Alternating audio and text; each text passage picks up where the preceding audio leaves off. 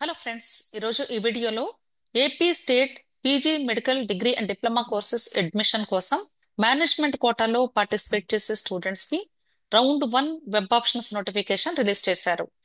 ఈ నోటిఫికేషన్ ప్రకారంగా non minority private colleges లో అలాగే మైనారిటీ కాలేజెస్ లో సీట్ అలాట్మెంట్ పొందడానికి S1 S2 అండ్ S3 కేటగిరీలో పార్టిసిపేట్ చేసే అవకాశం ఉంటుంది. S1 అంటే బి కేటగిరీ, S2 అంటే ఎన్ఆర్ఐ కేటగిరీ, S3 అంటే ఇన్స్టిట్యూషనల్ కోటా. సో ఈ 3 కేటగిరీస్ లో మీరు అప్లికేషన్ పెట్టుకున్నప్పుడే అక్కడ మెన్షన్ చేసిన దాని ప్రకారంగా మీకు వెబ్ ఆప్షన్స్ ఓపెన్ అవుతాయి.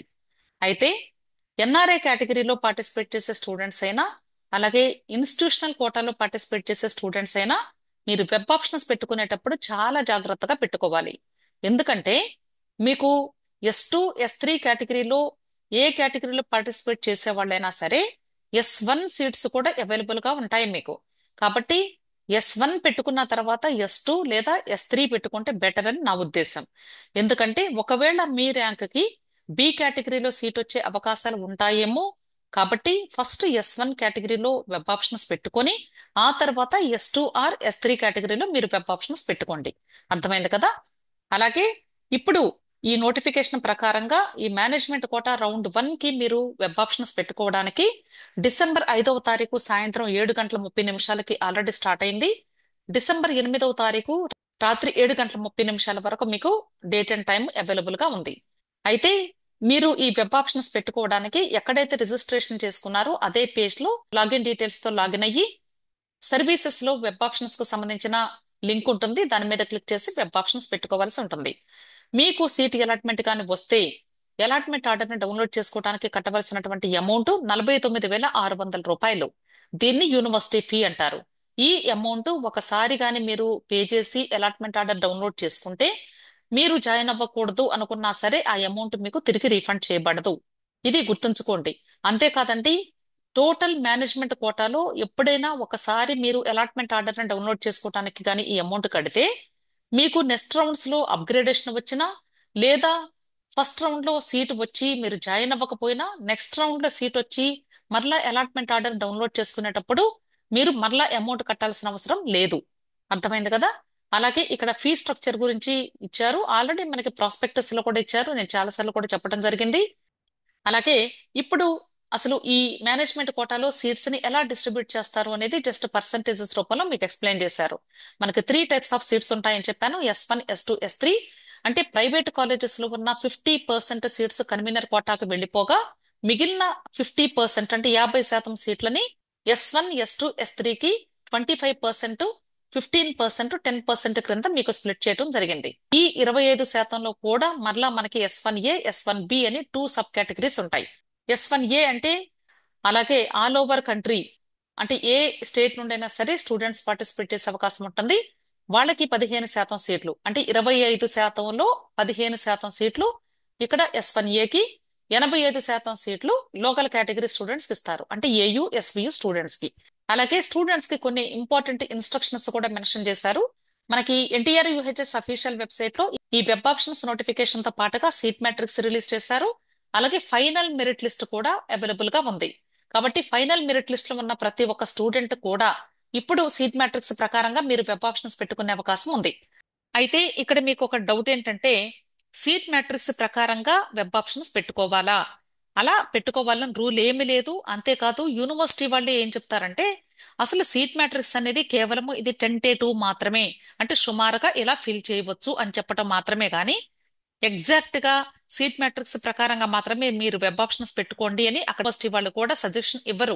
కాబట్టి దయచేసి నేను చెప్పే విషయం ఏంటంటే మీరు సీట్ మ్యాట్రిక్స్ ప్రకారంగా కాకుండా మీరు వెబ్ ఆప్షన్స్ పెట్టేటప్పుడు మీకు అవైలబుల్ గా ఉన్నటువంటి కోర్సెస్, అవైలబుల్ గా ఉన్న కాలేజెస్ ని ఆర్డర్ ఆఫ్ ప్రయారిటీ జాగ్రత్తగా చూసి పెట్టుకోండి.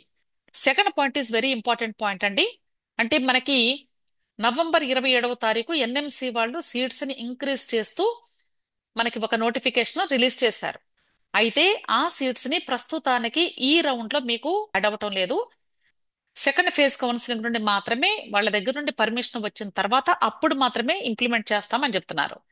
అలాగే ఈ థర్డ్ పాయింట్ లో ఏం చెప్తూ ఉన్నారంటే 2024-25 కౌన్సిలింగ్ లో స్ట్రే వేకెన్సీ రౌండ్ లేదా స్పెషల్ స్ట్రే వేకెన్సీ రౌండ్స్ లో సీట్ అలాట్మెంట్ వచ్చినటువంటి స్టూడెంట్స్, అది కన్వీనర్ కోట అయినా మేనేజ్మెంట్ కోట అయినా, సీట్ వచ్చిన తర్వాత మీరు కాలేజెస్ లో జాయిన్ అయి ఉండకపోయినా, లేక మీరు టోటల్ కౌన్సిలింగ్ తర్వాత ఒకవేళ మీ సీట్ క్యాన్సిల్ చేసుకుని విత్ డ్రా చేసినా సరే, ఆ స్టూడెంట్స్ యొక్క నేమ్స్ డి బార్ లిస్ట్ లో ఉన్నాయి కాబట్టి ఈ స్టూడెంట్స్ ప్రస్తుతం మీరు ఒకవేళ రిజిస్ట్రేషన్ చేసుకొని అప్లికేషన్ పెట్టినా సరే మీరు ఇప్పుడు వెబ్ ఆప్షన్స్ పెట్టుకోవడానికి ఎలిజిబిలిటీ లేదు అని చెప్తున్నారు. అలాగే మీరు వెబ్ ఆప్షన్స్ పెట్టేటప్పుడు ఎన్ని వెబ్ ఆప్షన్స్ అయినా పెట్టుకోవచ్చు, లిమిట్ అంటూ ఏం లేదండి. అంటే ఒక వెబ్ ఆప్షన్ పెట్టుకోవచ్చు, లేదా ఒక 15 పెట్టుకోవచ్చు, లేదా అన్ని కాలేజెస్ అన్ని కోర్సెస్ కూడా పెట్టుకోవచ్చు. అది మీ ఇంట్రెస్ట్ మాత్రమే. కాకపోతే నా సలహా ఏంటంటే ఇది ఫస్ట్ రౌండ్ కాబట్టి మీకు మాక్సిమం సీట్ వచ్చే అవకాశాలు 2 రౌండ్స్ ఎక్కువగా ఉంటాయి.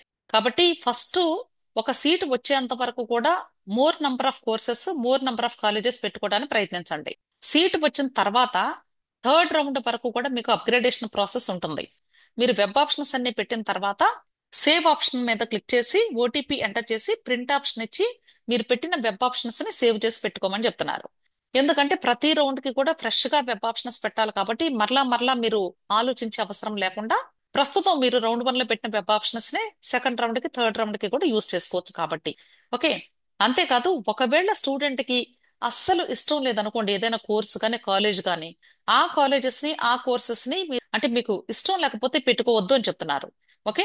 ఎందుకంటే పెట్టుకున్న తర్వాత సీట్ వచ్చి మరలా దాన్ని మీరు జాయిన్ అవ్వకపోవటం వలన ఇంకొక స్టూడెంట్ కి అనవసరంగా ఛాన్స్ మిస్ అవుతుంది కాబట్టి అది కూడా ఒకసారి ఆలోచించమని చెప్తున్నారు. This is very very important point అండి. నెక్స్ట్, కొద్దిమంది స్టూడెంట్స్ కన్వీనర్ కోటాకి మేనేజ్మెంట్ కోటాకి రెండింటికి పార్టిసిపేట్ చేస్తూ ఉంటారు.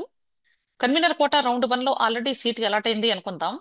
ఏ కాలేజ్ లో ఏ కోర్స్ కి అయితే సీట్ అలాట్ అయిందో మీరు మరలా మేనేజ్మెంట్ కోటా వెబ్ ఆప్షన్స్ పెట్టినప్పుడు అదే కాలేజ్ లో అదే కోర్స్ కి కానీ మేనేజ్మెంట్ కోటాలో కూడా సీట్ వచ్చే అవకాశం ఉంటే దాన్ని కన్సిడర్ చెయ్యరు అని చెప్తున్నారు. అది కాకుండా మిగిలిన కోర్సెస్ మిగిలిన కాలేజెస్ లో మాత్రమే మీకు సీట్ వచ్చే అవకాశం ఉంటే అలాట్ చేస్తాము అని చెప్తున్నారు. అలాగే మీరు వెబ్ ఆప్షన్స్ పెట్టిన తర్వాత సేవ్ ఆప్షన్ మీద క్లిక్ చేసి ఓటీపీ ఎంటర్ చేసి ప్రింట్ మీద క్లిక్ చేసి పీడిఎఫ్ ని సేవ్ చేసుకుంటారు. కొద్దిమంది ఏమనుకుంటారంటే ఒకసారి ఓటీపీ ఎంటర్ చేస్తే మరలా వెబ్ ఆప్షన్స్ ని మార్చుకునే అవకాశం ఉండదేమో అనుకుంటూ ఉంటారు. అలా ఏమీ లేదండి. మీరు ఎన్ని సార్లైనా మీ వెబ్ ఆప్షన్స్ ని చేంజెస్ చేసుకునే అవకాశం ఉంది. మనకి ఈ 8వ తారీఖు సాయంత్రం 7:30 వరకు అవకాశం ఇచ్చారు కాబట్టి ఆ డేట్ అండ్ టైం లోగా మీరు ఎన్ని సార్లైనా మీ యొక్క ప్రయారిటీ లిస్ట్ ని రీఅరేంజ్ చేసుకోవచ్చు అని చెప్తున్నారు. అంటే యాడ్ చేసుకోవచ్చు, డిలీట్ చేయొచ్చు, పైకి క్రిందకి మూవ్ చేసుకోవచ్చు, ఎలాగైనా చేసుకోవచ్చు. అలాగే నెక్స్ట్ పాయింట్ ఏం చెప్తున్నారంటే ఒకవేళ స్టూడెంట్స్ వెబ్ ఆప్షన్స్ పెట్టుకున్న తర్వాత సేవ్ ఆప్షన్ మీద క్లిక్ చేసి ఓటీపీ ఎంటర్ చేయకపోతే జస్ట్ మీరు ఏ వెబ్ ఆప్షన్స్ అయితే చూజ్ చేసుకున్నారో అవి ఆటోమేటిక్ గా సేవ్ అయిపోతాయి. వాటిని బేస్ చేసుకుని సీట్ అలాట్మెంట్ ఇస్తాము అని చెప్తున్నారు. కానీ ఇది చాలా డేంజర్ అండి. ఎందుకంటే ఎప్పుడైతే మీరు వెబ్ ఆప్షన్స్ ని చూజ్ చేసుకుంటారో అవి ప్రాపర్ గా ప్రయారిటీ వైజ్ గా పెట్టుకోకపోతే ఏమవుతుంది, ఆల్ఫాబెటికల్ ఆర్డర్ లోకి మూవ్ అయిపోతాయి అవి. అంటే మీరు పైకి క్రిందకి షఫిల్ చేసినా సరే సేవ్ ఆప్షన్ మీద క్లిక్ చేసి ఓటీపీ ఎంటర్ చేయకపోతే మరలా అవి రీఫ్రెష్ అయిపోయి జస్ట్ ఆల్ఫాబెటికల్ ఆర్డర్ లో ఎలాగైతే ఉన్నాయో అదే ఆర్డర్ కి చేంజ్ అయిపోతాయి. కాబట్టి మీరు మీ యొక్క ప్రయారిటీ ఫిక్స్ అవ్వాలి, మీ ప్రయారిటీ ప్రకారంగానే మీకు సీట్ రావాలి అనుకుంటే ఖచ్చితంగా 100% సేవ్ ఆప్షన్ మీద క్లిక్ చేసి ఓటీపీ ఎంటర్ చేస్తేనే priority of web options save అవుతాయి. ఒకవేళ కానీ మీరు సేవ్ చేయటం మర్చిపోతే మాత్రం జస్ట్ మీరు ఎంటర్ చేసినప్పుడు ఏ ఆర్డర్లు అయితే ఉందో అదే ఆర్డర్ ప్రకారంగా మీకు సీట్ అలాట్మెంట్ వస్తుంది. మీకు 8వ తారీఖు వరకు వెబ్ ఆప్షన్స్ పెట్టుకోవడానికి అవకాశం ఉంది. మోస్ట్లీ 9th ఈవినింగ్ కి మీకు రిజల్ట్స్ అనౌన్స్ చేస్తారు. డిసెంబర్ 9th రిజల్ట్స్ వచ్చిన తర్వాత 10th, 11th, 12th, 13th maximum 3 to 4 days మాత్రమే మీకు టైం ఇస్తారు రిపోర్టింగ్ కి. అప్పుడు మీరు all original certificates, tuition fee అంటే మీరు ఎంత కట్టాలో మీ కేటగిరీలో అంత అమౌంట్ సింగిల్ పేమెంట్ చేయాల్సిందే. సో ఆ అమౌంట్ అలాగే కాలేజ్ లో సబ్మిట్ చేయవలసినటువంటి బాండ్స్ ఏమైనా ఉంటే ఎఫిడవిట్స్, బాండ్స్ ఇవన్నీ కూడా మీరు తీసుకుని కాలేజ్ దగ్గరికి వెళ్ళి రిపోర్ట్ చేయాలి. ఇన్ కేస్ మీరు ఇన్ టైంలో కానీ వెళ్ళకపోతే మీ సీట్ క్యాన్సిల్ అవుతుంది అని చెప్తున్నారు.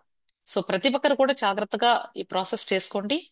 ఇంకొక విషయం ఏంటంటే ఇక్కడ మీకు కన్వీనర్ కోటాలో కానీ ఒకవేళ సీట్ వచ్చి మీరు కాలేజ్లో రిపోర్ట్ చేసినా సరే మేనేజ్మెంట్ కోటాలో ఇంకా బెటర్ కాలేజీ బెటర్ కోర్స్ వచ్చేలాగా కావాలి అనుకుంటే మీరు తప్పనిసరిగా పార్టిసిపేట్ చేసే అవకాశం మేనేజ్మెంట్ కోటాలో కూడా ఉంది.